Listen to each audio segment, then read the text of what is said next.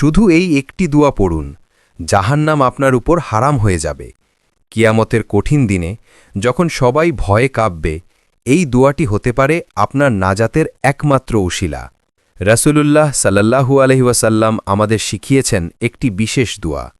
এই দোয়াটি শুধু জাহান্নামের আগুনকে হারাম করবে না, আপনার হৃদয়কেও শান্ত করবে। জীবনের ঝড়ে, বিপদে এবং কষ্টের সময় আমরা আল্লাহর কাছে দোয়া করি, কিন্তু এই দোয়াটির মধ্যে আছে অমূল্য শক্তি। রাসূলুল্লাহ সাল্লাল্লাহু আলাইহি ওয়াসাল্লাম বলেছেন, যারা এই দোয়াটি হৃদয় দিয়ে উচ্চারণ করে, আল্লাহ তাদের রক্ষা করবেন।